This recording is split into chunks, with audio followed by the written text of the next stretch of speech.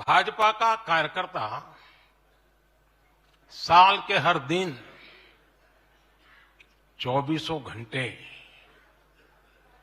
देश की सेवा के लिए कुछ न कुछ करता ही रहता है।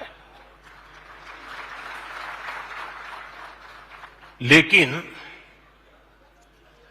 अब अगले 100 दिन नई ऊर्जा, नया उमंग,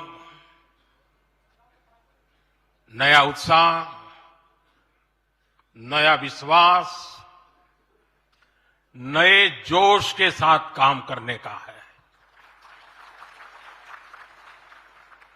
आज 18 फरवरी है और इस कालखंड में जो युवा 18 वर्ष के पड़ाव पर पहुंचे हैं, वो देश की 18वीं लोकसभा का चुनाव करने वाले हैं।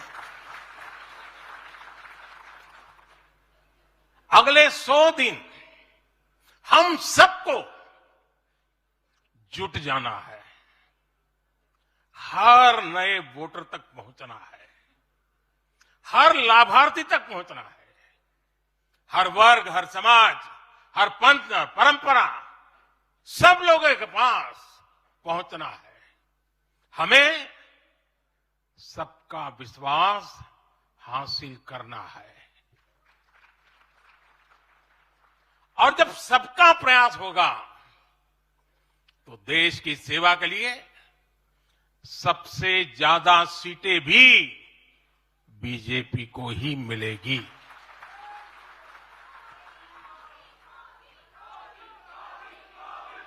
और आज कल मुझे पदाधिकारियों के साथ बैठने का अवसर मिला।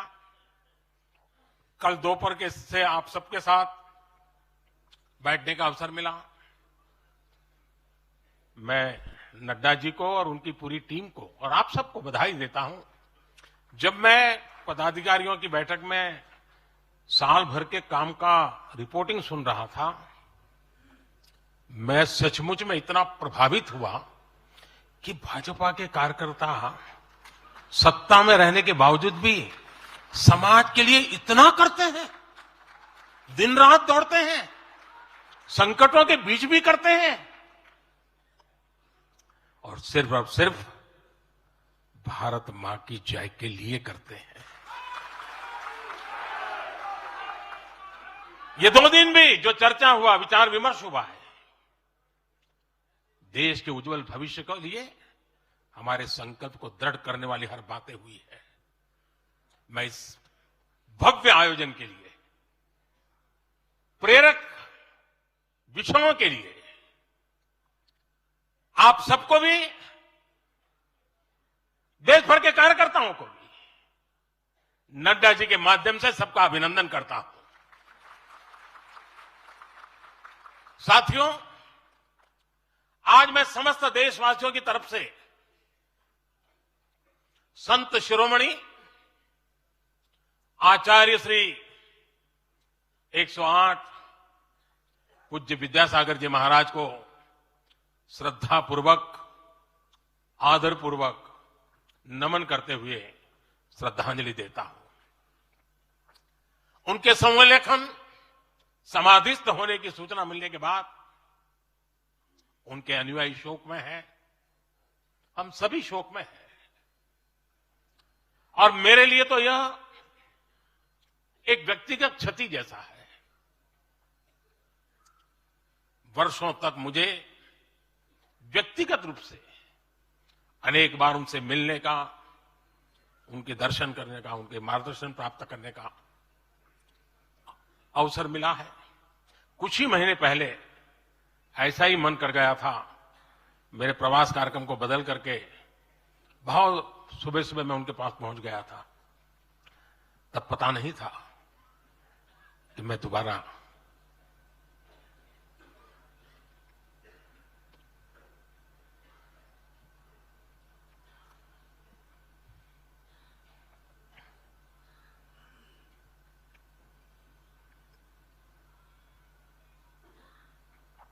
उनके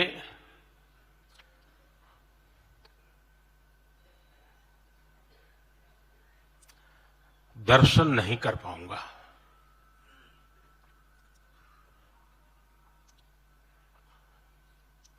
ये मेरा सौभाग्य रहा है कि पिछले 50 से भी ज्यादा वर्षों से मुझे देश के गणमान्य आध्यात्मिक मूर्तियों के निकट रहने का, उनके आशीर्वाद पाने का अवसर रहा है। और इसलिए मैं उस आध्यात्मिक जगत की उस शक्ति को भलीभांति जानता हूं, समझता हूं, अनुभव करता हूं। आपको सुनकर के आश्चर्य होगा कि वे तो दिगंबर परंपरा से थे। उनका जीवन कैसा होता है हम जानते हैं, लेकिन शायद ही कोई ऐसी महत्वपूर्ण घटना ऐसी नहीं होगी या मेरी तरफ से कुछ महत्वपूर्ण किसी काम में मेरा संबंध आया हो, 24 घंटे के भीतर भीतर उसका एनालिसिस करके मुझे उनका संदेश आता था। यानी कितने जागरूक थे।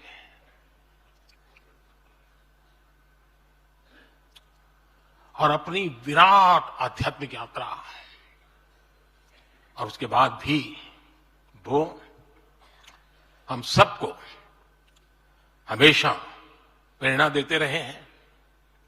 जीवन भर उतनी सौम्यता के साथ उनका लोगों को मिलना, उन्होंने हमारे युवाओं को परंपराओं से जोड़ा, गरीबों तक शिक्षा और स्वास्थ्य की सुविधाएं पहुंचाई। उनका पूरा जीवन उस व्यक्ति के लिए प्रेरणा जैसा है जिसने गरीबों और वंचितों के लिए काम करने का संकल्प लिया है। आज जब भारत प्रगति के पथ पर आगे बढ़ रहा है, मुझे विश्वास है कि उनके सिद्धांत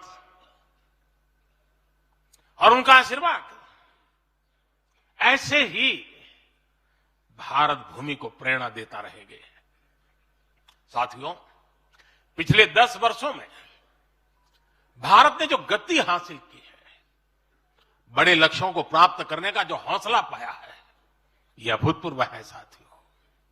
और इसलिए नहीं कि मैं कह रहा हूं, दुनिया गाजे बाजे के साथ बोल रही है। भारत ने आज हर क्षेत्र में जो ऊंचाई हासिल की है, उसने हर देशवासी को एक बड़े संकल्प के साथ जोड़ दिया है। और यह संकल्प है विकसित भारत का। अब देश न छोटे सपने देख सकता है और देश न अब छोटे संकल्प ले सकता है। सपने भी विराट होंगे, संकल्प भी विराट होंगे। और ये हमारा सपना भी है, हम सबका संकल्प भी है कि हमें भारत को विकसित बनाना है। और इसमें अगले 5 वर्षों की बहुत बड़ी भूमिका होने जा रही है। अगले 5 साल में भारत को पहले से भी कई गुना तेजी से काम करना है। अगले 5 साल में हमें विकसित भारत की तरफ एक लंबी छलांग लगानी है। लेकिन भाई और बहनों, सारे लक्ष्यों की प्राप्ति के लिए पहली शर्त है सरकार में भाजपा की जोरदार वापसी।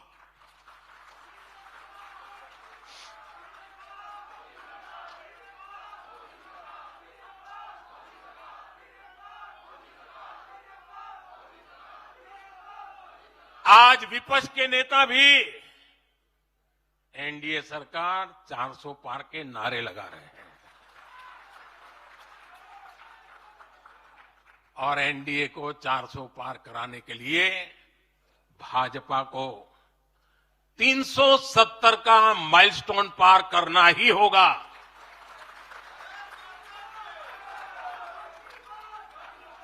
साथियों, कई बार लोग मुझसे कहते हैं, मुझे कहते रहते कि अरे मोदी जी, आपने इतना तो सब कुछ क्या कर लिया, जो बड़े बड़े संकल्प आपने लिए वो तो पूरे कर लिए। अब क्यों इतनी भागदौड़ करनी है? साथियों, पूरा देश मानता है 10 साल का बेदाग कार्यकाल और 25 करोड़ लोगों को गरीबी से बाहर निकालना ये सामान्य उपलब्धि नहीं है। पूरा देश मानता है हमने देश को महाघोटालों और आतंकी हमलों के खौफ से मुक्ति दिलाई है। पूरा देश मानता है हमने गरीब और मिडिल क्लास का जीवन बेहतर करने का प्रयास किया है। लेकिन जो लोग सोचते हैं कि बहुत हो गया, ऐसा सोचने वालों को मैं एक पुरानी घटना जरूर बताना चाहूंगा। एक बार एक बहुत बड़े नेता मुझे मिले, मेरे प्रधानमंत्री पद के दूसरे कार्यकाल पे। बोले, मोदी जी, प्रधानमंत्री बनना बहुत बड़ी बात है, आप बन गए। आपने इतने दशकों के संगठन का भी काम कर लिया, मुख्यमंत्री के रूप में भी इतना लंबा समय रह चुके, प्रधानमंत्री में भी दोबारा आ गए। अब इतना काम पा लिया है, अब तो थोड़ा बैठो, आराम करो, बहुत कर लिया। ये उन्होंने मुझे कहा था। उनकी वो भावना राजनीति के पुराने अनुभवों से थी। लेकिन साथियों, हम राजनीति के लिए नहीं, राष्ट्र नीति के लिए निकले हैं। हम तो छत्रपति शिवाजी महाराज को मानने वाले लोग हैं। जब छत्रपति शिवाजी महाराज का राज्याभिषेक हुआ तो उन्होंने ये नहीं किया कि अब तो छत्रपति बन गए, सत्ता मिल गई तो चलो उसका आनंद लो। उन्होंने अपना मिशन जारी रखा। ऐसे ही उनसे प्रेरणा लेकर के मैं अपने सुख वैभव के लिए जीने वाला व्यक्ति नहीं हूं। मैं बीजेपी सरकार का तीसरा टर्म सत्ता भोग के लिए नहीं मांग रहा हूं। मैं राष्ट्र का संकल्प लेकर निकला हुआ व्यक्ति हूं। अगर मैं अपने घर की ही चिंता करता तो आज करोड़ों गरीबों के घर नहीं बना पाता। मैं देश के करोड़ों बच्चों के भविष्य के लिए जीता हूं, जागता हूं, जूझता रहता हूं। देश के करोड़ों युवाओं, करोड़ों बहनों बेटियों, करोड़ों गरीबों का सपना ही मोदी का संकल्प है।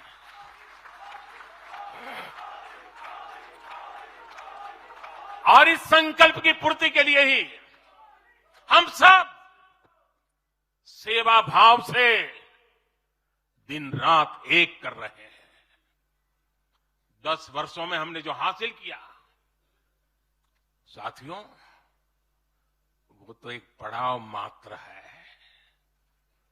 मंजिल तक पहुंचने का एक नया विश्वास है। अभी हमें देश के लिए, कोटि कोटि भारतीयों के लिए, हर भारतीय का जीवन को बदलने के लिए बहुत कुछ हासिल करने का सपने हैं, संकल्प है, और उसके लिए बहुत से निर्णय भी बाकी है।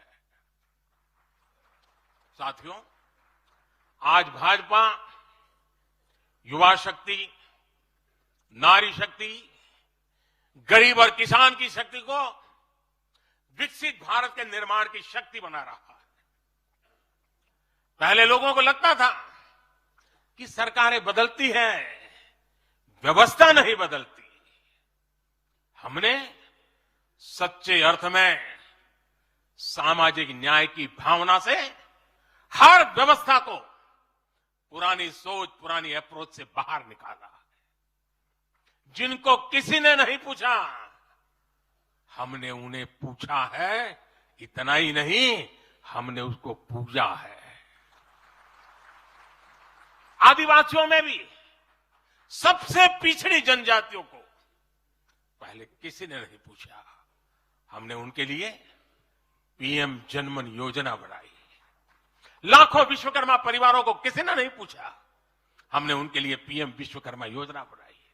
रेहड़ी ठेले फुटपाथ पर काम करने वाले लाखों साथियों के बारे में किसी ने नहीं सोचा, हमने उनके लिए पीएम स्वनिधि योजना बनाई। साथियों, पहले की सरकारों ने महिलाओं के हितों की, उनके जीवन में आ रही परेशानियों की भी कभी चिंता नहीं की। हमारे यहां बेटियों को गर्भ में ही मार डालने की कितनी विराट समस्या थी। हमने इसके लिए सामाजिक चेतना, साथ साथ कड़े कानून दोनों का सहारा लिया। पहली बार देश में बेटी बचाओ बेटी पढ़ाओ जैसा एक जन आंदोलन चला, जिसका एक बहुत ही सार्थक प्रभाव हुआ। हमने बालिकाओं के, महिलाओं के पोषण पर विशेष बल दिया। हमने पोषण अभियान चलाया ताकि गर्भवती महिलाओं को उचित मदद मिल सके। स्वस्थ महिला ही स्वस्थ संतान को जन्म दे सकती है। गर्भ के समय महिलाओं को उचित पोषण मिले, इसके लिए मातृ वंदना योजना के तहत 3.25 करोड़ से अधिक बहनों को सीधी मदद दी। हमने सुरक्षित मातृत्व अभियान के तहत लगभग 5 करोड़ गर्भवती महिलाओं को हेल्थ चेकअप किया। प्रयास यही था कि माता और शिशु दोनों के जीवन पर पहले जो खतरे रहते थे उन्हें कम किया जा सके। 2014 से पहले महिला सुरक्षा को लेकर कितनी चिंताएं होती थी, हर कोई चिंतित रहता था। हमने रेप, बलात्कार ऐसे अपराधों को, संगीन अपराधों में फांसी की सजा सुनिश्चित की।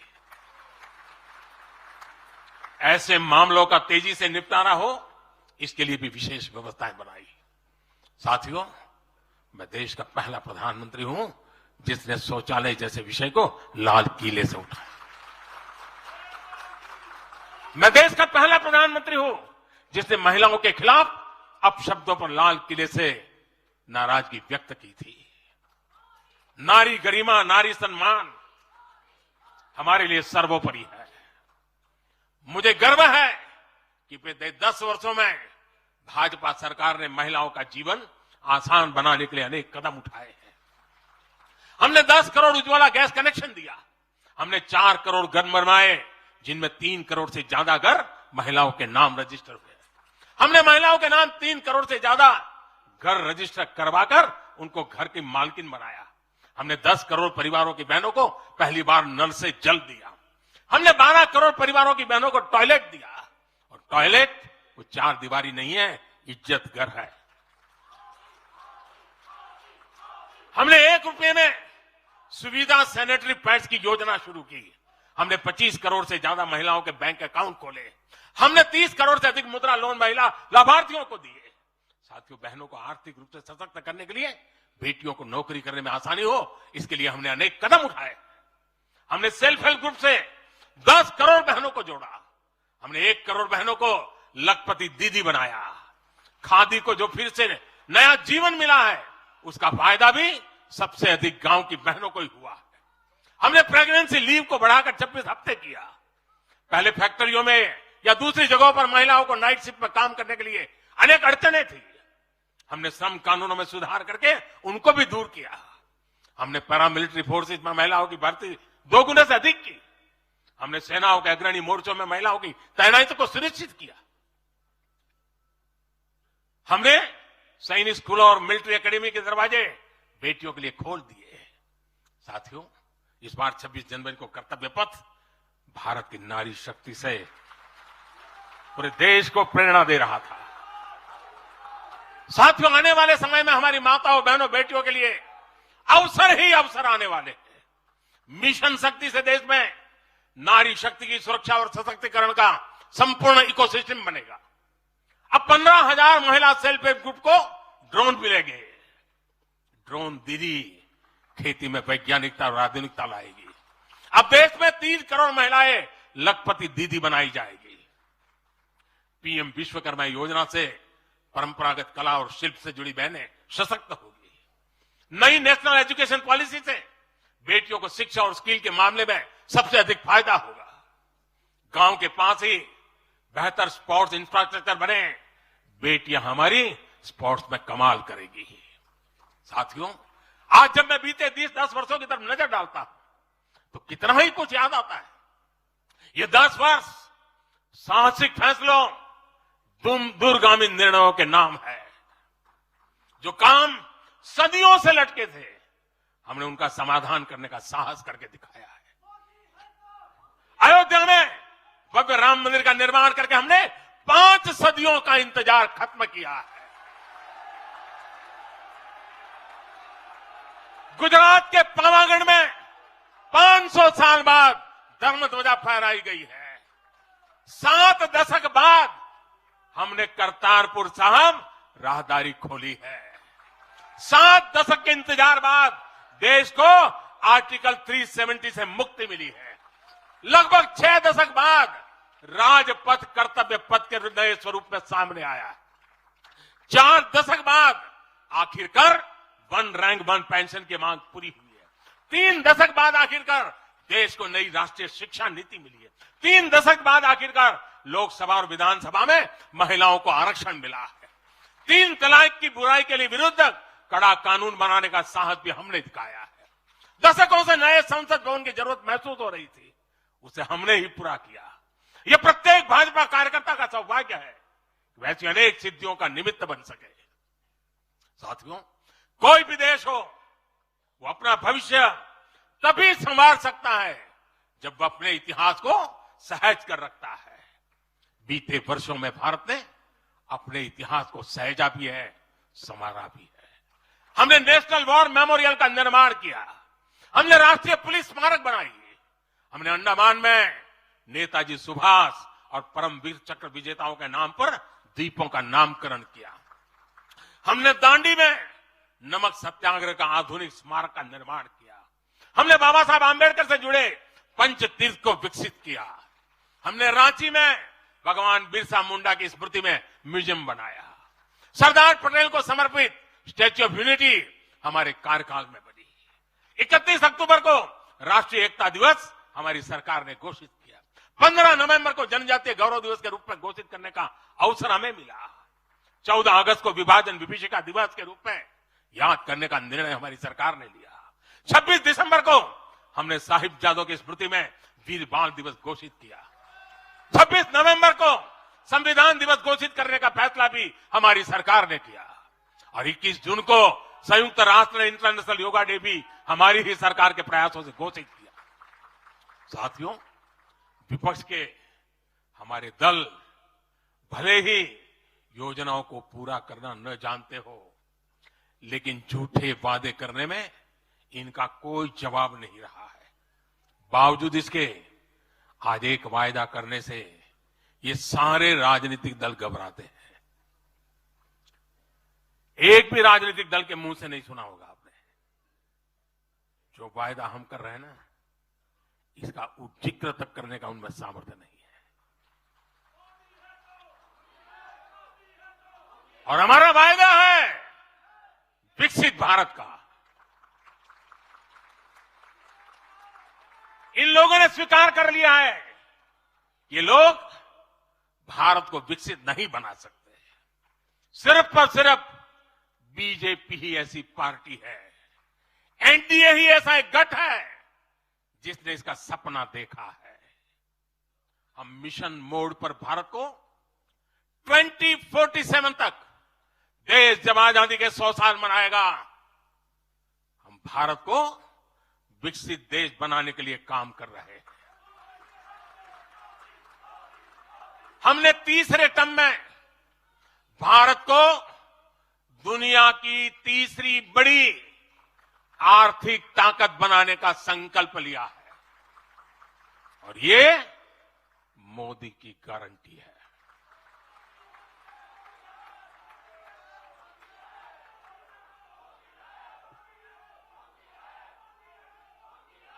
और जब मैं भारत को तीसरी आर्थिक ताकत बनाने की बात करता हूं तो उसका मतलब भी बहुत गहरा है। इसका मतलब है भारत के आर्थिक, सामरिक और सांस्कृतिक सामर्थ्य का कई गुना विस्तार, चहुत दिशा में विस्तार। साथियों, हम इसके लिए कितनी तेजी से काम कर रहे हैं, इसका हिसाब लगाना भी जरूरी है। भारत को, यह आंकड़ा याद रखिए, भारत को $1 ट्रिलियन की अर्थव्यवस्था बनने में लगभग 60 साल लगे थे। 60 साल। 2014 में जब देश ने हमें अवसर दिया तो 2 ट्रिलियन मार्क भी बहुत बड़ा लग रहा था, लेकिन 10 वर्षों में हमने अपनी अर्थव्यवस्था में $2 ट्रिलियन और जोड़ दिया। एक के लिए 60 साल, 10 साल में 2 और जोड़ दिया। जब भारत दुनिया की 11वें नंबर की अर्थव्यवस्था था और 11 से 10 पर आने में दम उखड़ गया उनका, हम 11 से 5 पर ले आए। अर्थव्यवस्था जब 11 नंबर पर थी तब इंफ्रास्ट्रक्चर का बजट सिर्फ 2 लाख करोड़ रुपए भी नहीं बन पाता था। आज भारत 5वें नंबर की अर्थव्यवस्था है, तो भारत का इंफ्रा बजट 11 लाख करोड़ को पार कर चुका है। इसी वजह से आज गरीबों को 1 करोड़ों घर बन रहे हैं। आज गरीबों के घर तक पानी पहुंच रहा है। आज देश में रिकॉर्ड मेडिकल कॉलेज, अस्पताल, यूनिवर्सिटीज बन रहे हैं। गांव तक की सड़कें बन रही हैं। जब भारत दुनिया की टॉप 3 अर्थव्यवस्थाओं में आएगा तो आप कल्पना कर सकते हैं कि विकास कार्यों के लिए हमारे पास कितनी ज्यादा पूंजी होगी। इसलिए भारत के टॉप 3 इकोनॉमी में आने का मतलब है भारत के हर परिवार का जीवन स्तर सुधरेगा। भारत के हर परिवार की आय बहुत अधिक बढ़ जाएगी। भारत का पब्लिक ट्रांसपोर्ट और आधुनिक बनेगा। भारत में रोजगार के लिए नए सेक्टर खुलेंगे, रोजगार के और ज्यादा मौके मिलेंगे। भारत के युवाओं को भारत में ही फंडिंग के ज्यादा से ज्यादा अवसर आएंगे। भारत की महिलाओं को हर मोर्चे पर आगे बढ़कर नेतृत्व करने का मौका मिलेगा। हमारे किसान लेटेस्ट टेक्नोलॉजी से जुड़कर काम करेंगे। कृषि उत्पादन में वैल्यू एडिशन करेंगे। लोगों की जीवन बेहतर बनाने के लिए देश में पर्याप्त संसाधन और आवश्यक व्यवस्थाएं मौजूद होगी। साथियों, मुझे खुशी है कि आज विकसित भारत अभियान की बागडोर भी भारत के युवाओं ने संभाली है। पिछले 1.5 साल में विकसित भारत के संकल्प से जुड़े सुझावों के लिए, और लोगों को ऐसा लगता होगा कि हम बात पता, ऐसा नहीं है, इस पर हम 1.5 साल से चुपचाप काम कर रहे हैं। सरकार की मशीनरी को लगाया है और आपको जानकर के खुशी होगी, अब तक 15 लाख लोगों से ज्यादा लोगों ने विकसित भारत कैसा हो, रोडमैप कैसा हो, इनिशिएटिव कैसे हो, नीतियां कैसी हो, इसमें विचार विमर्श हुआ है। लोगों ने अपने आइडियाज दिए हैं और आपको जानकर के और खुशी होगी, इन 15 लाख में से आधे से ज्यादा वो लोग हैं जिनकी उम्र 35 से कम है। पूरी युवा सोच के साथ हम आगे बढ़ रहे हैं। इन लाखों युवाओं ने विकसित भारत का रोडमैप सुझाया है। साथियों, युवा ऊर्जा से भरा हुआ भारत आज अपने लिए बड़े लक्ष्य तय कर रहा है, और जो लक्ष्य तय करता है अपनी आंखों के सामने उसे प्राप्त भी करता है। हम 2029 में, 2029 में भारत में यूथ ओलंपिक के लिए तैयारी कर रहे हैं। हम 2036 में भारत ओलंपिक खेलों की मेजबानी करे, इसके लिए काम कर रहे हैं। हम 2030 तक हमारी रेलवे को नेट जीरो टारगेट पर लाकर के कार्बन मुक्त करने की दिशा में काम कर रहे हैं। हम 2030 के बजाय अपनी टारगेट डेट से 5 साल पहले ही पेट्रोल में 20% इथेनॉल ब्लेंडिंग का लक्ष्य भी हासिल कर लेंगे। भारत 2070 तक नेट जीरो के लक्ष्य को हासिल करने के लिए भी नीतियां बना रहा है। इसका अर्थ है कि आने वाले समय में हमारे देश में अनगिनत ग्रीन जॉब्स बनेगी। साथियों, विकसित भारत वो नहीं होगा जिसका भविष्य भाग्य के भरोसे हो। इसलिए दूसरे देशों पर भारत की निर्भरता को हम तेजी से कम कर रहे हैं। इसलिए हम देश के लिए बड़े लक्ष्य बना रहे हैं और उनके लिए योजनाबद्ध तरीके से काम भी कर रहे हैं। भविष्य में हम एक ऐसा भारत देखेंगे जिसे लाखों करोड़ रुपए का खाद्य तेल बाहर से लाने की जरूरत नहीं होगी। हमारे पाम ऑयल मिशन की मदद से हमारे किसान इतने सशक्त हो जाएंगे कि वो देश के पैसों की बचत कर सके। बीते कुछ वर्षों में दलहन, तिलहन और श्री अन्न के लिए विशेष नीतियां बनाई है, जिससे छोटे छोटे किसानों को मदद हो रही है। भविष्य में भी हमारे किसानों को इनसे और लाभ मिलेगा। किसानों के भविष्य को सुरक्षित करने के लिए हमने देश के कोने कोने में अमृत सरोवर अभियान भी शुरू किया। आजादी का अमृत महोत्सव, हम बहुत कुछ कर सकते थे। हम दिल्ली के अंदर कोई एक बड़ा ताबूत खड़ा कर देके नाम लिखवा सकते थे कि आजादी के अमृत काल में मोदी जी ये बना के गए। हमने आजादी के अमृत वर्ष को जन आंदोलन बनाया और काम क्या किया? तालाब बनाए। हर गांव में जब तालाब बनते हैं ना, वो किसान को सुरक्षित करते हैं, शुद्ध पानी की गारंटी देते हैं, जमीन उर्वरक बना देते हैं। लंबे भविष्य को सोच करके ऐसे काम हम करते हैं। और इस अभियान के तहत देश में अब तक 60,000 से ज्यादा नए सरोवर बनाए जा चुके हैं। 60,000 तालाब, शायद ही किसी सरकार के नसीब में इतना बड़ा काम करने का सौभाग्य आया होगा। ये सरोवर जल सुरक्षा सुनिश्चित करने में किसानों की मदद करेंगे। आज ग्रीन हाइड्रोजन से जुड़े अभियान और सोलर रूफटॉप मिशन के कारण देश रिन्यूएबल एनर्जी के क्षेत्र में भी तेजी से आगे बढ़ रहा है। बहुत जल्द भारत दुनिया का सेमीकंडक्टर हब बनेगा और इससे पूरी दुनिया में नई कंप्यूटिंग रिवॉल्यूशन को भी भारत गति देने का निमित्त बनने वाला है। पोर्ट लेड ग्रोथ से पब्लिक ट्रांसपोर्ट तक आने वाले समय में हर क्षेत्र को नई ऊंचाई मिल सकेगी। साथियों, भाजपा आज देश का एकमात्र दल है जो एक भारत श्रेष्ठ भारत की भावना के प्रति इतना आग्रही भी है और इतना समर्पित भी है। मैं पिछले महीने के अपने अनुभवों को भी कभी भूल नहीं सकता। इस दौरान मुझे भगवान श्री राम से जुड़े कई स्थानों में भ्रमण करने का अवसर मिला। मेरा 11 दिन का अनुष्ठान चल रहा था। उस अनुष्ठान के दरमियान मैं नासिक, लेपाक्षी, त्रिप्रयार, श्रीरंगम, रामेश्वरम, धनुषकोडी, मैं इन जगहों पर एक सामान्य साधक के तौर पर गया था। इस दौरान मुझे दक्षिण भारत के विभिन्न क्षेत्रों में लोगों से जो स्नेह मिला, आशीर्वाद मिले, मैं उसका शब्दों में बयान नहीं कर सकता और पॉलिटिकल पंडितों के पैरामीटर में कभी आ भी नहीं सकता है जी।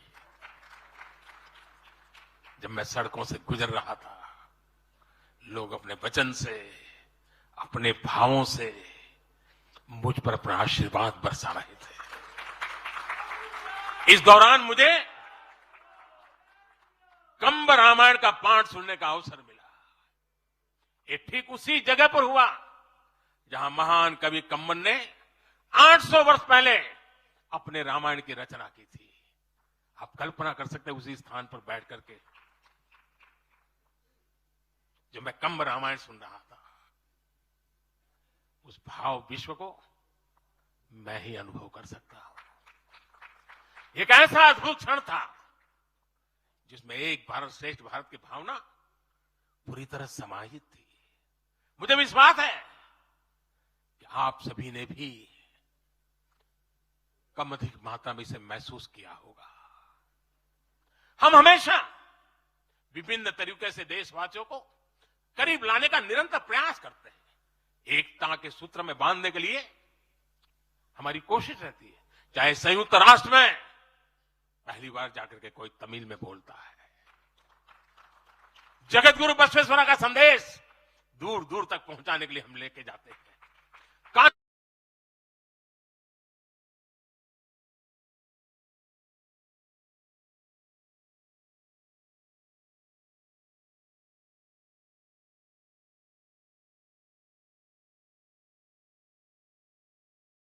दिल्ली को इस देश नहीं मानते, हम हर राज्य में लेकर के जाते हैं।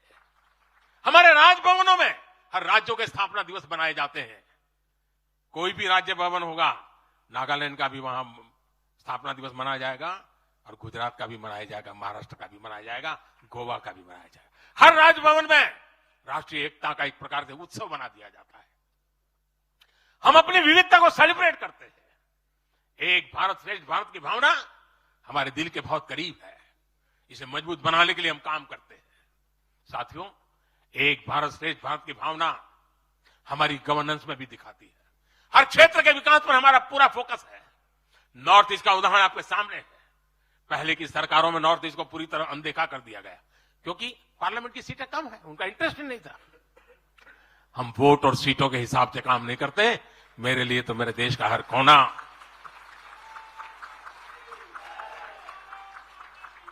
समृद्ध हो, विकसित हो, ये हमारा भाव है। आज चाहे सियाचिन हो या फिर देश के आकांक्षी जिले हो, कोई हमसे दूर नहीं है। वो गांव जिन्हें पहले आखिरी गांव कहा जाता था, हमारे लिए देश के वो पहले गांव बन गए। और मेरे सारे कैबिनेट के मंत्री उन गांवों में रात बिता करके आए। कुछ मंत्रियों को तो -15 डिग्री में रात को रुकना पड़ा वहां, क्योंकि हम आत्मसात करना चाहते हैं। हमारे लिए देश का हर हिस्सा महत्वपूर्ण है। हर हिस्से पर हमारा फोकस है। साथियों, जो भी राजनीति में दिलचस्पी रखता है और जिसके लिए लोकतांत्रिक मूल्य प्रमुख रहते हैं, वो भी अगर न्यूट्रल है तो पब्लिकली हमारी प्रशंसा करते हैं। न्यूट्रल नहीं है तो खानगी में तो कर ही देते हैं। इसकी एक बड़ी वजह है, हमने समय के साथ खुद को सकारात्मकता के साथ बदलने का प्रयास किया है। हमने अपनी राजनीतिक व्यवस्था को नए और आधुनिक विचारों के लिए खुला रखा है। आजादी के बाद वर्षों तक जिन्होंने हमारे देश पर शासन किया, उन्होंने एक व्यवस्था बना दी थी।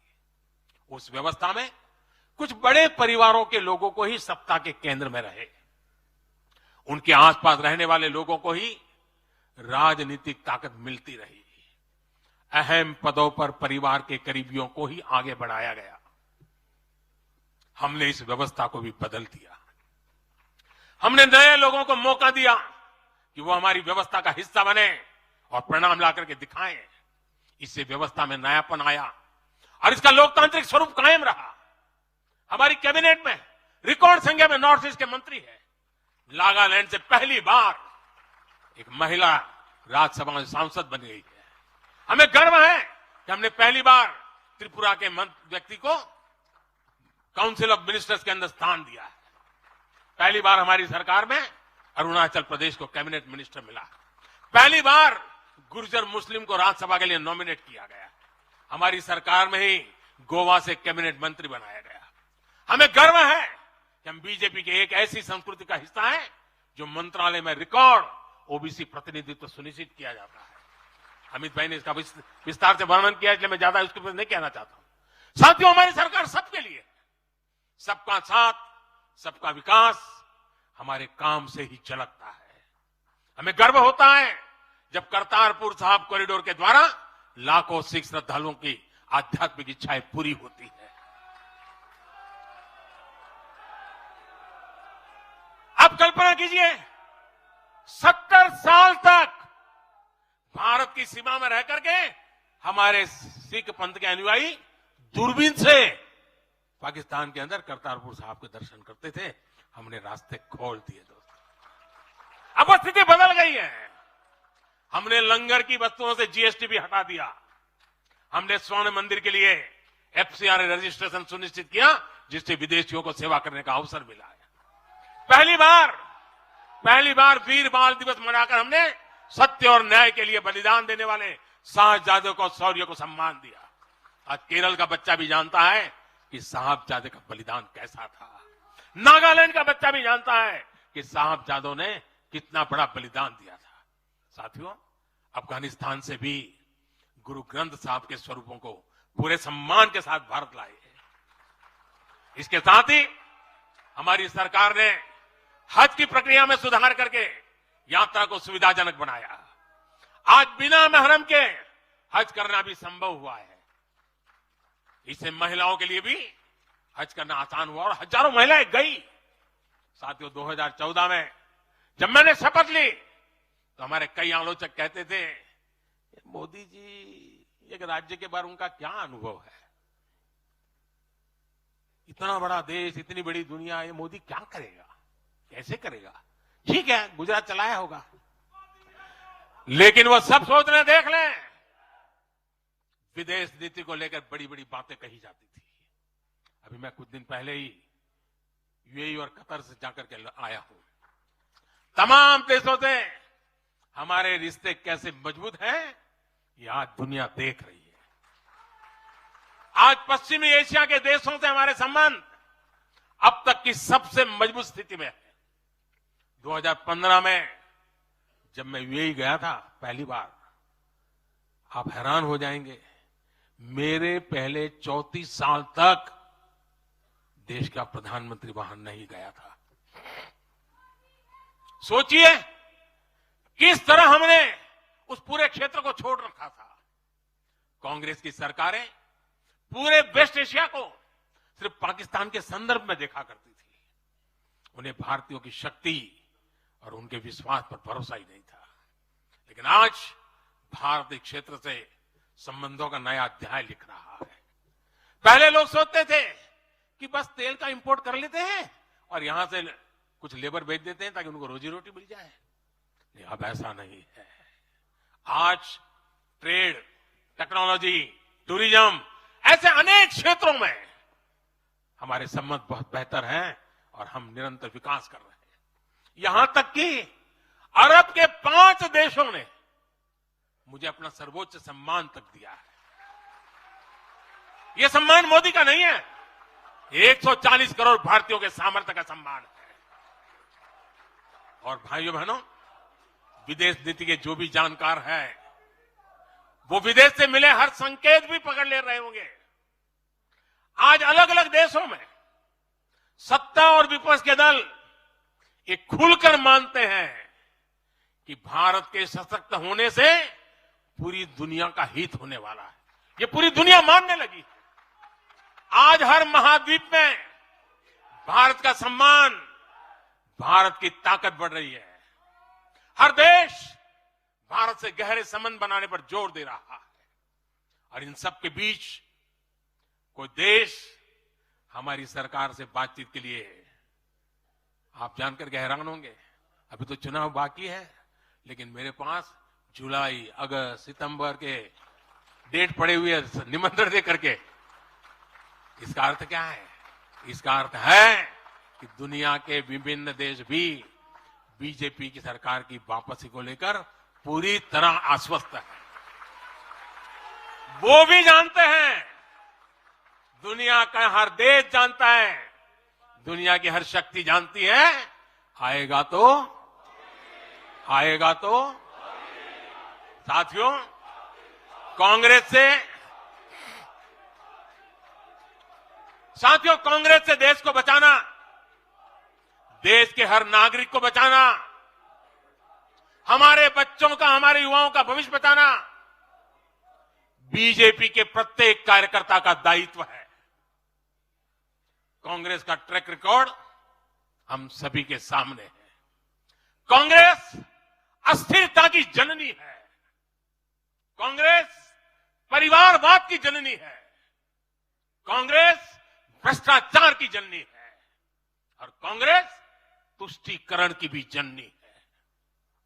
70 के दशक में जब देश में कांग्रेस के विरुद्ध गुस्सा बढ़ना शुरू हुआ तो खुद को बचाने के लिए उसने अस्थिरता का सहारा लिया। हर नेता की सरकार कांग्रेस ने अस्थिर की। आज यहां प्रस्ताव के समय इसकी चर्चा आई है, तो मैं ज्यादा उसके लिए कहता नहीं हूं। आज भी ये लोग अस्थिरता पैदा करने के लिए नई नई साजिशें कर रहे हैं। इन लोगों ने मिलकर जो गठबंधन बनाया है उसकी भी यही पहचान है। कांग्रेस के पास विकास का एजेंडा नहीं है, फ्यूचर का रोड मैप नहीं है।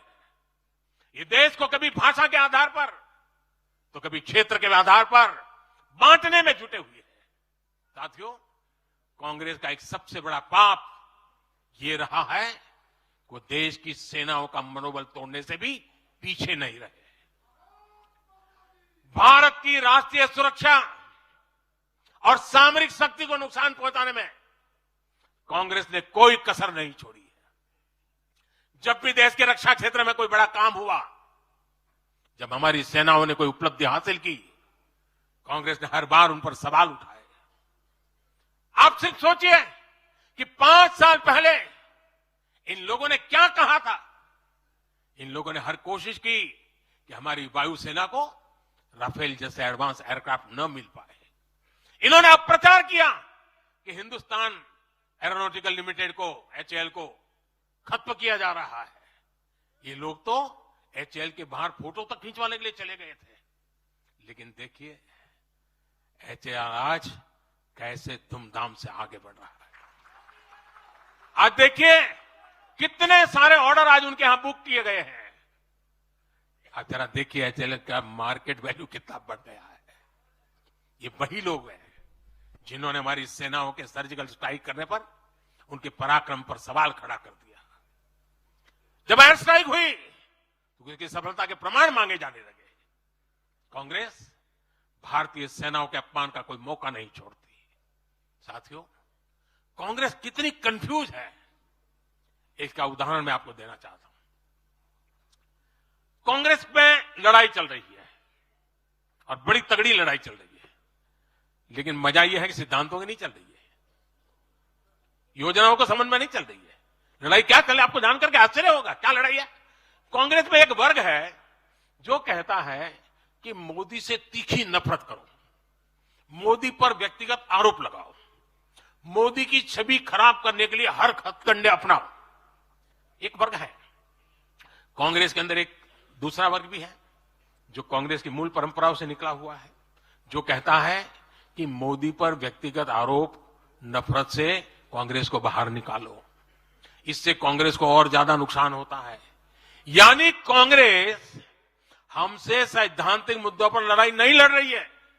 कांग्रेस इतनी हताश है कि उसमें सैद्धांतिक विरोध, वैचारिक विरोध का साहस भी नहीं बचा। इसलिए गाली गलौज और मोदी पर झूठे आरोप ही उनका एकमात्र एजेंडा बन गया है। साथियों, लाल किले से मैंने कहा था यही समय है, यही समय है, यही समय है।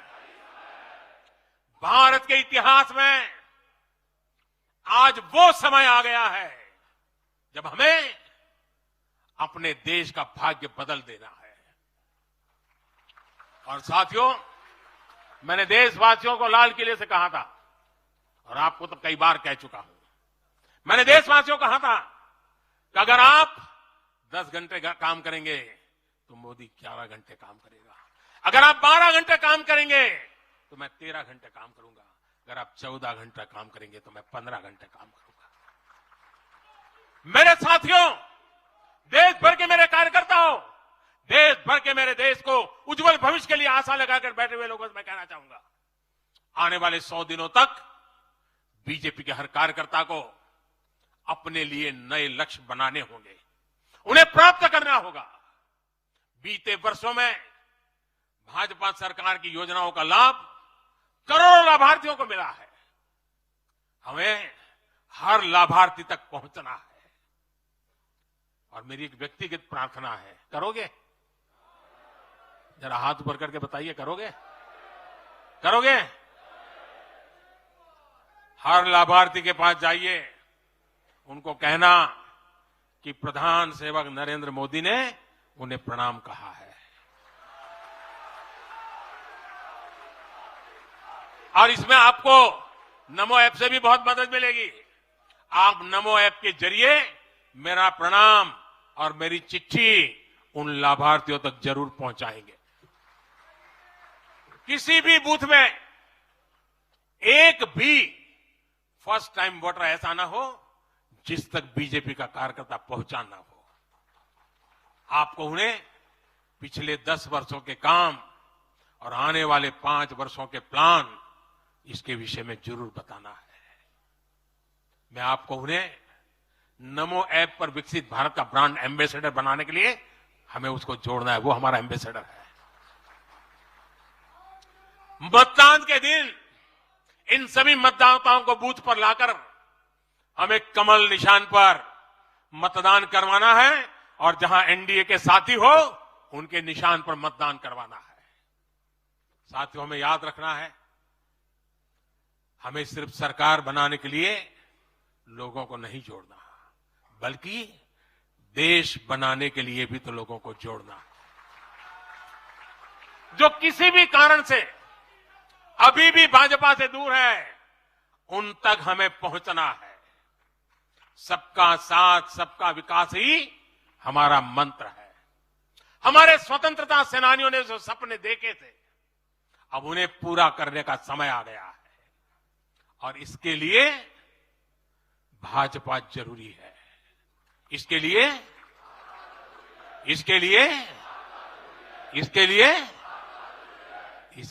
भाजपा सरकार जरूरी है।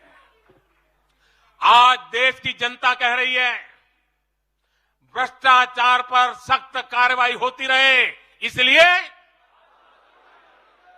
महंगाई पर लगाम लगी रहे, इसलिए देश के दुश्मनों में डर बना रहे, इसलिए निवेश और नौकरी के अवसर बढ़ते रहे, इसलिए भारत तीसरी बड़ी सबसे आर्थिक ताकत बने, इसके लिए भारत में तेजी से इंफ्रास्ट्रक्चर का निर्माण हो, इसलिए आत्मनिर्भर भारत अभियान सफल हो, इसलिए करोड़ों भारतीयों को मुफ्त राशन मिलता रहे, इसलिए किसानों को सम्मान निधि मिलती रहे, 100% लाभार्थी तक तेजी से लाभ पहुंचे, इसलिए साथियों, आप यहां से एक नए संकल्प के साथ अपने क्षेत्र में जाएं।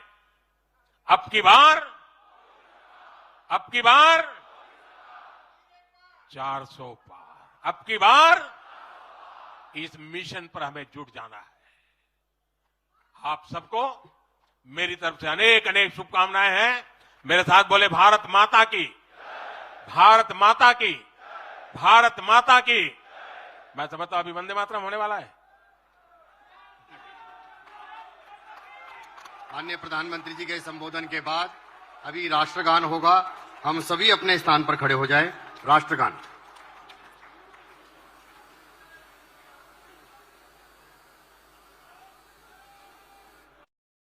अच्छा होगा। आपका ये उत्साह, आपका प्यार मेरी सर आंखों पर। कृपा करके बैठिए।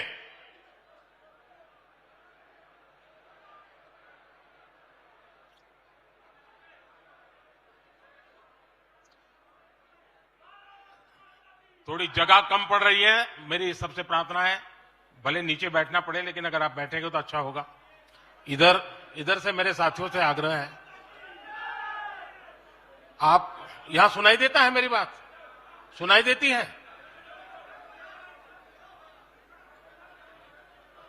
जरा प्रबंधक उस तरफ देखे भाई। जगह नहीं है तो कृपा करके आप कहीं पर भी नीचे बैठ जाइए।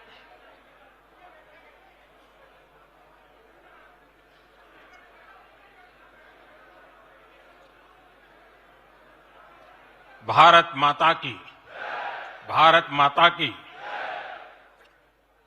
राष्ट्रीय अधिवेशन में यहां उपस्थित और देश के कोने कोने से जुड़े प्रत्येक भाजपा कार्यकर्ता का मैं अभिनंदन करता हूं।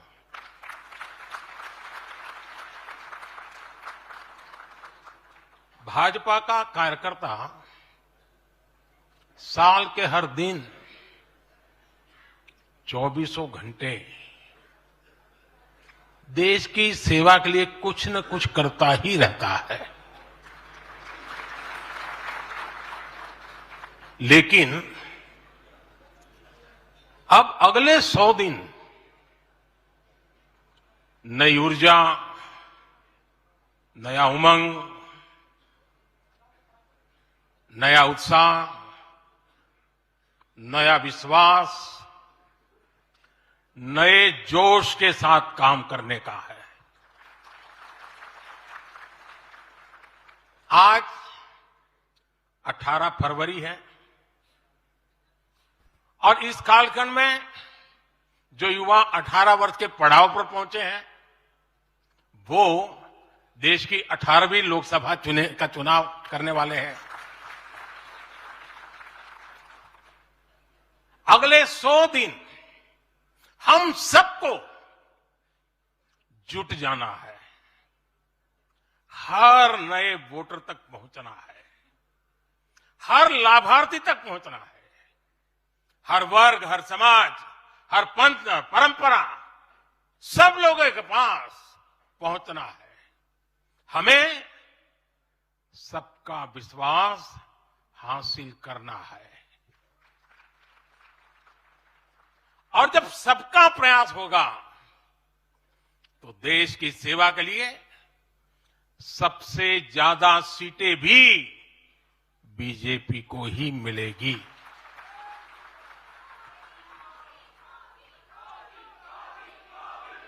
और आज कल मुझे पदाधिकारियों के साथ बैठने का अवसर मिला। कल दोपहर से आप सबके साथ बैठने का अवसर मिला। मैं नड्डा जी को और उनकी पूरी टीम को और आप सबको बधाई देता हूं। जब मैं पदाधिकारियों की बैठक में साल भर के काम का रिपोर्टिंग सुन रहा था, मैं सचमुच में इतना प्रभावित हुआ कि भाजपा के कार्यकर्ता सत्ता में रहने के बावजूद भी समाज के लिए इतना करते हैं, दिन रात दौड़ते हैं, संकटों के बीच भी करते हैं और सिर्फ और सिर्फ भारत मां की जय के लिए करते हैं।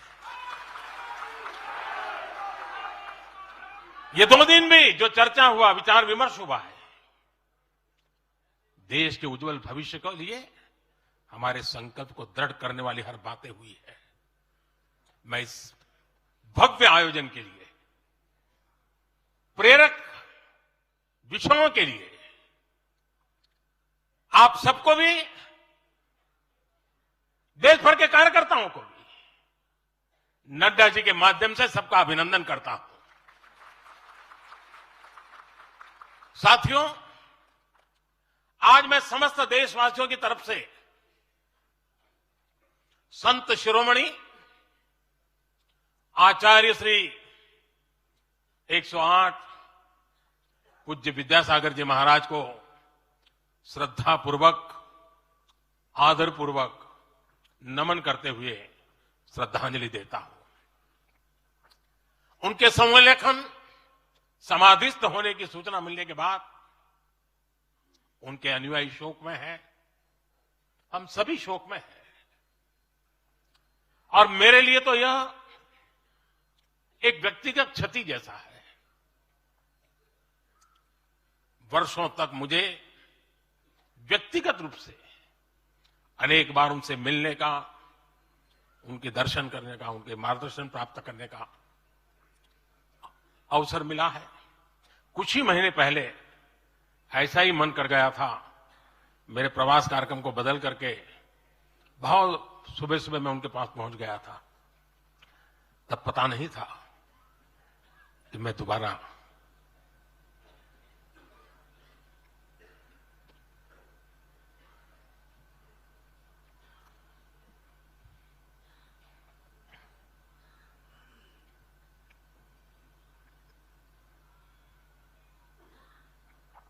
उनके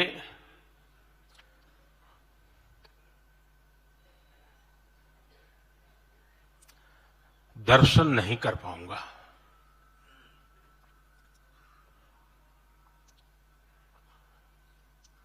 ये मेरा सौभाग्य रहा है कि पिछले 50 से भी ज्यादा वर्षों से मुझे देश के गणमान्य आध्यात्मिक मूर्तियों के निकट रहने का, उनके आशीर्वाद पाने का अवसर रहा है। और इसलिए मैं उस आध्यात्मिक जगत की उस शक्ति को भलीभांति जानता हूं, समझता हूं, अनुभव करता हूं।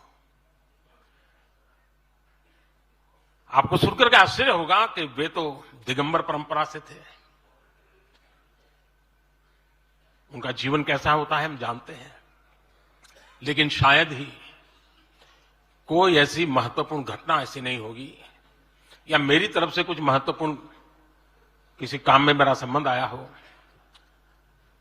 24 घंटे के भीतर भीतर उसका एनालिसिस करके मुझे उनका संदेश आता था। यानी कितने जागरूक थे।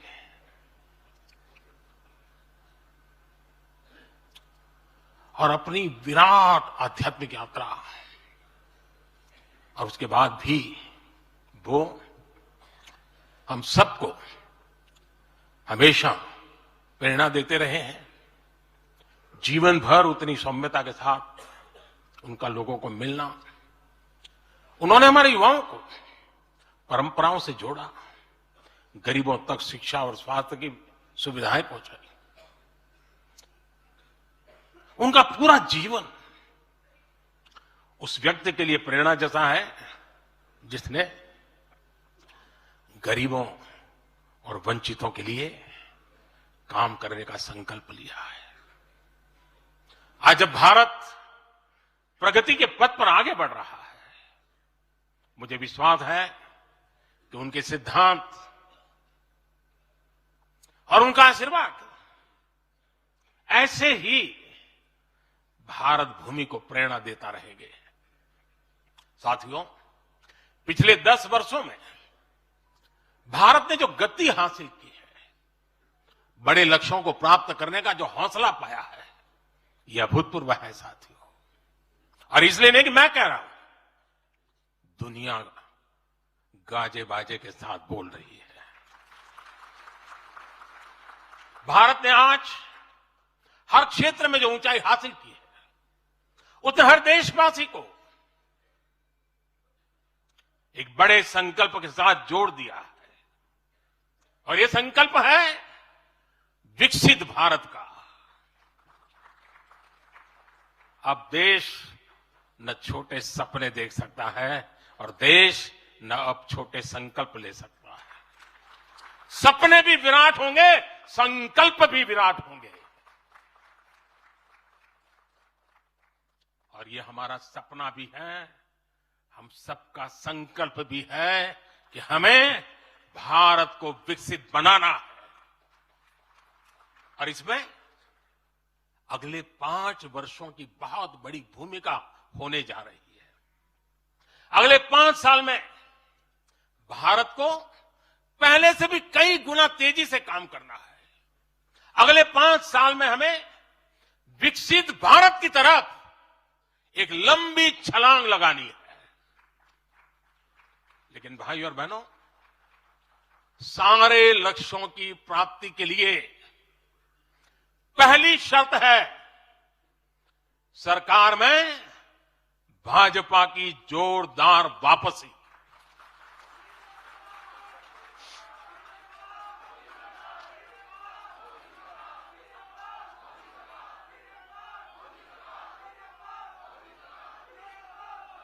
आज विपक्ष के नेता भी एनडीए सरकार 400 पार के नारे लगा रहे हैं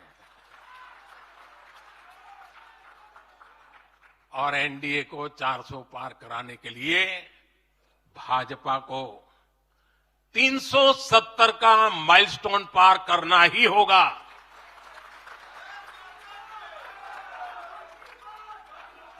साथियों, कई बार लोग मुझसे कहते हैं,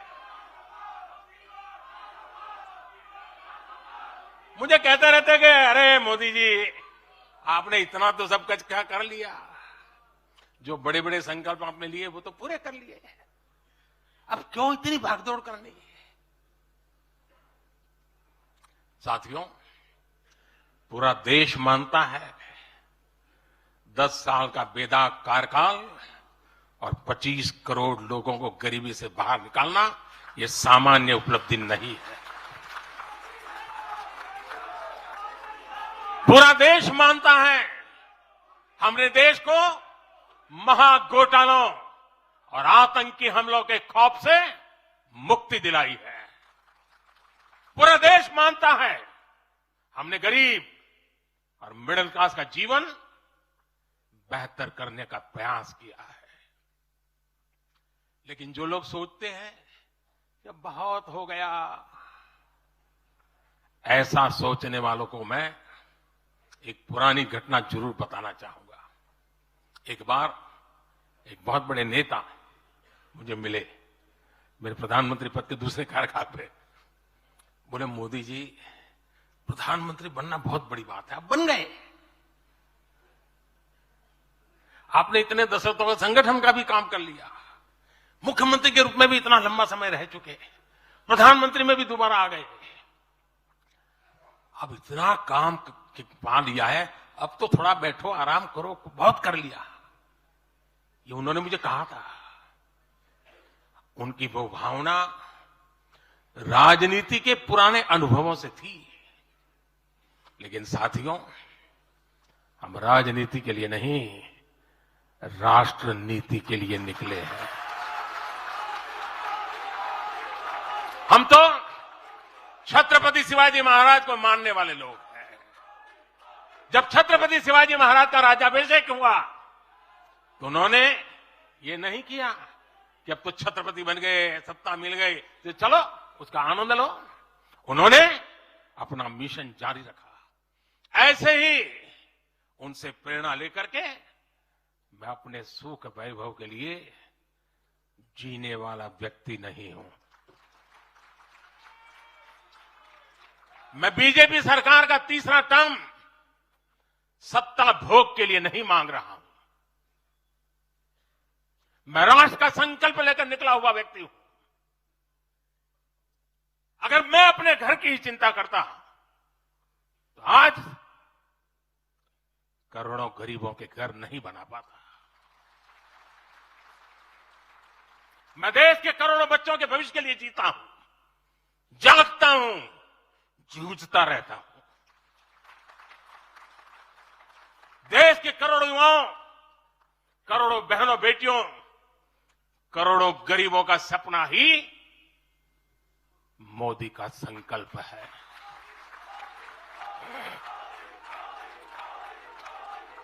और इस संकल्प की पूर्ति के लिए ही हम सब सेवा भाव से दिन रात एक कर रहे हैं। 10 वर्षों में हमने जो हासिल किया, साथियों, वो तो एक पड़ाव मात्र है। मंजिल तक पहुंचने का एक नया विश्वास है। अभी हमें देश के लिए, कोटि कोटि भारतीयों के लिए, हर भारतीय का जीवन को बदलने के लिए बहुत कुछ हासिल करने का सपने हैं, संकल्प है, और उसके लिए बहुत से निर्णय भी बाकी है। साथियों, आज भाजपा युवा शक्ति, नारी शक्ति, गरीब और किसान की शक्ति को विकसित भारत के निर्माण की शक्ति बना रहा है। पहले लोगों को लगता था कि सरकारें बदलती हैं, व्यवस्था नहीं बदलती।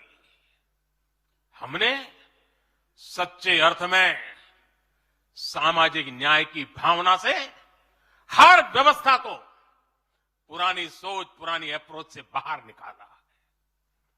जिनको किसी ने नहीं पूछा, हमने उन्हें पूछा है।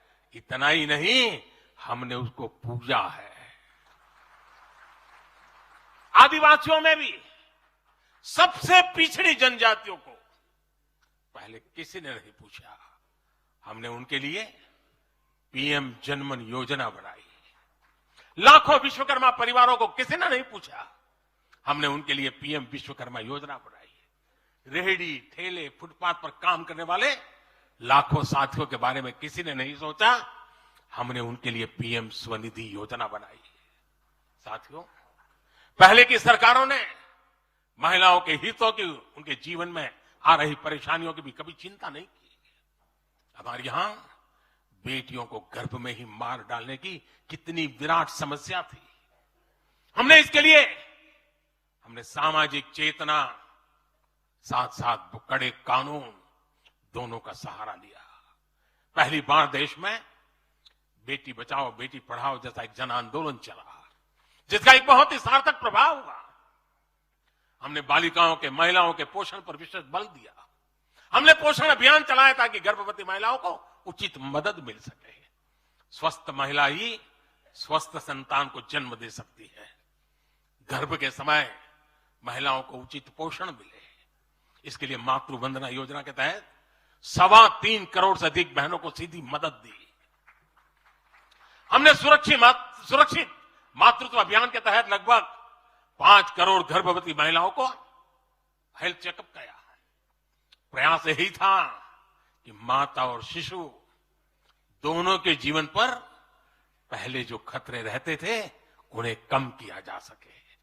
2014 से पहले महिला सुरक्षा को लेकर कितनी चिंताएं होती थी, हर कोई चिंतित रहता था। हमने रेप, बलात्कार ऐसे अपराधों को, संगीन अपराधों में फांसी की सजा सुनिश्चित की। ऐसे मामलों का तेजी से निपटारा हो, इसके लिए भी विशेष व्यवस्थाएं बनाई। साथियों, मैं देश का पहला प्रधानमंत्री हूं जिसने शौचालय जैसे विषय को लाल किले से उठाया। मैं देश का पहला प्रधानमंत्री हूं जिसने महिलाओं के खिलाफ अपशब्दों पर लाल किले से नाराजगी व्यक्त की थी। नारी गरिमा, नारी सम्मान हमारे लिए सर्वोपरि है। मुझे गर्व है कि पिछले 10 वर्षों में भाजपा सरकार ने महिलाओं का जीवन आसान बनाने के लिए अनेक कदम उठाए हैं। हमने 10 करोड़ उज्ज्वला गैस कनेक्शन दिया। हमने 4 करोड़ घर बनवाए, जिनमें 3 करोड़ से ज्यादा घर महिलाओं के नाम रजिस्टर हुए। हमने महिलाओं के नाम 3 करोड़ से ज्यादा घर रजिस्टर करवाकर उनको घर की मालकिन बनाया। हमने 10 करोड़ परिवारों की बहनों को पहली बार नल से जल दिया। हमने 12 करोड़ परिवारों की बहनों को टॉयलेट दिया, और टॉयलेट वो 4 दीवारी नहीं है, इज्जत घर है। हमने 1 रुपये में सुविधा सैनिटरी पैड्स की योजना शुरू की। हमने 25 करोड़ से ज्यादा महिलाओं के बैंक अकाउंट खोले। हमने 30 करोड़ से अधिक मुद्रा लोन महिला लाभार्थियों को दिए। साथियों, बहनों को आर्थिक रूप से सशक्त करने के लिए, बेटियों को नौकरी करने में आसानी हो, इसके लिए हमने अनेक कदम उठाए।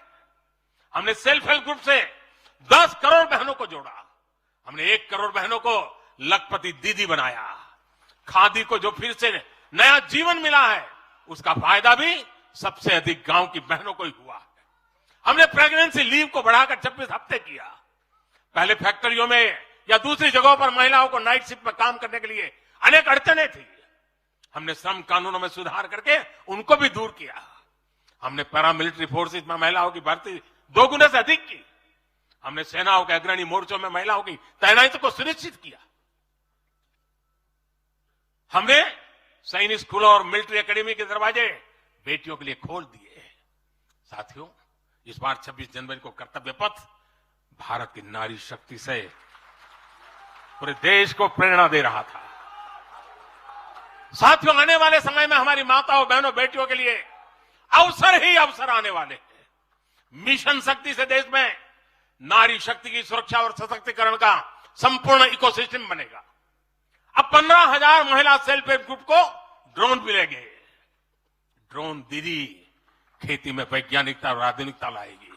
अब देश में 30 करोड़ महिलाएं लखपति दीदी बनाई जाएगी। पीएम विश्वकर्मा योजना से परंपरागत कला और शिल्प से जुड़ी बहनें सशक्त होगी। नई नेशनल एजुकेशन पॉलिसी से बेटियों को शिक्षा और स्किल के मामले में सबसे अधिक फायदा होगा।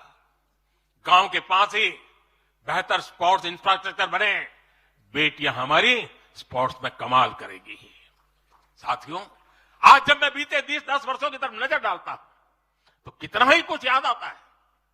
ये 10 वर्ष साहसिक फैसलों, दूरगामी निर्णयों के नाम है। जो काम सदियों से लटके थे, हमने उनका समाधान करने का साहस करके दिखाया है। अयोध्या में भव्य राम मंदिर का निर्माण करके हमने 5 सदियों का इंतजार खत्म किया है। गुजरात के पावागढ़ में 500 साल बाद धर्म ध्वजा फहराई गई है। 7 दशक बाद हमने करतारपुर साहिब राहदारी खोली है। 7 दशक के इंतजार बाद देश को आर्टिकल 370 से मुक्ति मिली है। लगभग 6 दशक बाद राजपथ कर्तव्य पथ के नए स्वरूप में सामने आया है। 4 दशक बाद आखिरकार 1 रैंक 1 पेंशन की मांग पूरी हुई है। 3 दशक बाद आखिरकार देश को नई राष्ट्रीय शिक्षा नीति मिली है। 3 दशक बाद आखिरकार लोकसभा और विधानसभा में महिलाओं को आरक्षण मिला है। 3 तलाक की बुराई के लिए विरुद्ध कड़ा कानून बनाने का साहस भी हमने दिखाया है। दशकों से नए संसद भवन की जरूरत महसूस हो रही थी, उसे हमने ही पूरा किया। यह प्रत्येक भाजपा कार्यकर्ता का सौभाग्य है, वैसी अनेक सिद्धियों का निमित्त बन सके।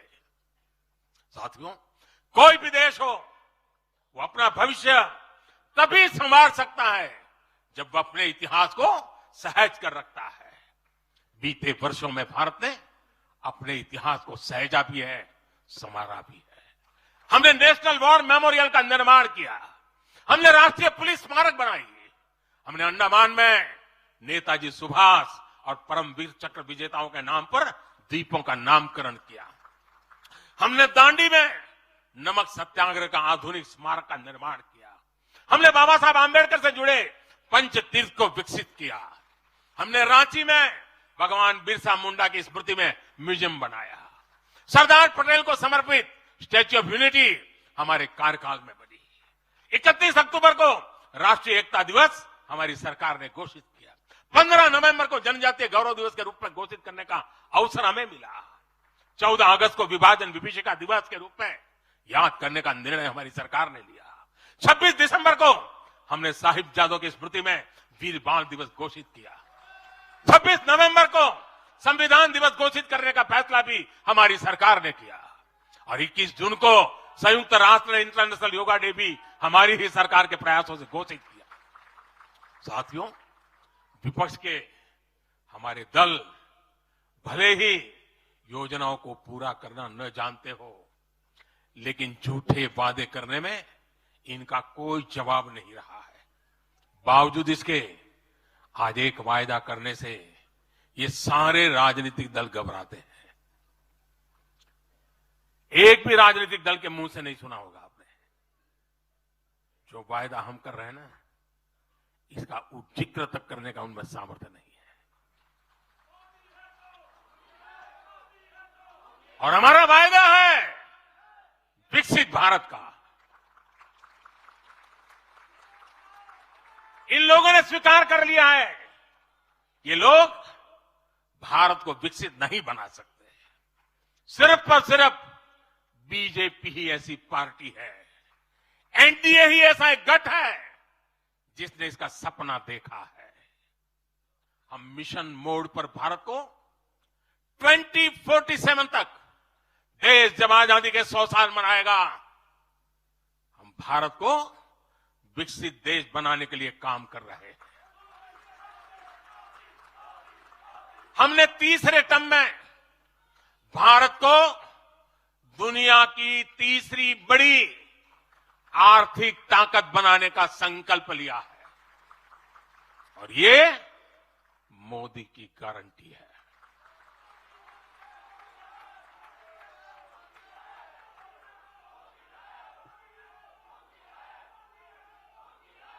और जब मैं भारत को तीसरी आर्थिक ताकत बनाने की बात करता हूं, तो उसका मतलब भी बहुत गहरा है। इसका मतलब है भारत के आर्थिक, सामरिक और सांस्कृतिक सामर्थ्य का कई गुना विस्तार, चहुं दिशा में विस्तार। साथियों, हम इसके लिए कितनी तेजी से काम कर रहे हैं, इसका हिसाब लगाना भी जरूरी है। भारत को, यह आंकड़ा याद रखिए, भारत को $1 ट्रिलियन की अर्थव्यवस्था बनने में लगभग 60 साल लगे थे। 60 साल। 2014 में जब देश ने हमें अवसर दिया तो 2 ट्रिलियन मार्क भी बहुत बड़ा लग रहा था, लेकिन 10 वर्षों में हमने अपनी अर्थव्यवस्था में $2 ट्रिलियन और जोड़ दिया। एक के लिए 60 साल, 10 साल में 2 और जोड़ दिया। जब भारत दुनिया की 11वें नंबर की अर्थव्यवस्था था और 11 से 10 पर आने में दम उखड़ गया उनका, हम 11 से 5 पर ले आए। अर्थव्यवस्था जब 11 नंबर पर थी तब इंफ्रास्ट्रक्चर का बजट सिर्फ 2 लाख करोड़ रुपए भी नहीं बन पाता था। आज भारत 5वें नंबर की अर्थव्यवस्था है, तो भारत का इंफ्रा बजट 11 लाख करोड़ को पार कर चुका है। इसी वजह से आज गरीबों को 1 करोड़ों घर बन रहे हैं। आज गरीबों के घर तक पानी पहुंच रहा है। आज देश में रिकॉर्ड मेडिकल कॉलेज, अस्पताल, यूनिवर्सिटीज बन रहे हैं। गांव तक की सड़कें बन रही हैं। जब भारत दुनिया की टॉप 3 अर्थव्यवस्थाओं में आएगा तो आप कल्पना कर सकते हैं कि विकास कार्यों के लिए हमारे पास कितनी ज्यादा पूंजी होगी। इसलिए भारत के टॉप 3 इकोनॉमी में आने का मतलब है भारत के हर परिवार का जीवन स्तर सुधरेगा। भारत के हर परिवार की आय बहुत अधिक बढ़ जाएगी।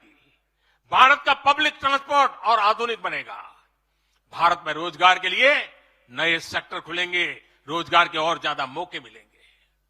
भारत के युवाओं को भारत में ही फंडिंग के ज्यादा से ज्यादा अवसर आएंगे। भारत की महिलाओं को हर मोर्चे पर आगे बढ़कर नेतृत्व करने का मौका मिलेगा। हमारे किसान लेटेस्ट टेक्नोलॉजी से जुड़कर काम करेंगे। कृषि उत्पाद में वैल्यू एडिशन करेंगे। लोगों की जीवन बेहतर बनाने के लिए देश में पर्याप्त संसाधन और आवश्यक व्यवस्थाएं मौजूद होगी। साथियों, मुझे खुशी है कि आज विकसित भारत अभियान की बागडोर भी भारत के युवाओं ने संभाली है। पिछले 1.5 साल में विकसित भारत के संकल्प से जुड़े सुझावों के लिए, और लोगों को ऐसा लगता होगा कि हम बात पता, ऐसा नहीं है। इस पर हम 1.5 साल से चुपचाप काम कर रहे हैं। सरकार की मशीनरी को लगाया है और आपको जानकर के खुशी होगी, अब तक 15 लाख लोगों से ज्यादा लोगों ने विकसित भारत कैसा हो, रोडमैप कैसा हो, इनिशिएटिव कैसे हो, नीतियां कैसी हो, इसमें विचार विमर्श हुआ है। लोगों ने अपने आइडिया दिए हैं और आपको जानकर के और खुशी होगी, इन 15 लाख में से आधे से ज्यादा वो लोग हैं जिनकी उम्र 35 से कम है। पूरी युवा सोच के साथ हम आगे बढ़ रहे हैं। इन लाखों युवाओं ने विकसित भारत का रोड मैप सुझाया है। साथियों, युवा ऊर्जा से भरा हुआ भारत आज अपने लिए बड़े लक्ष्य तय कर रहा है, और जो लक्ष्य तय करता है अपनी आंखों के सामने उसे प्राप्त भी करता है। हम 2029 में भारत में यूथ ओलंपिक के लिए तैयारी कर रहे हैं।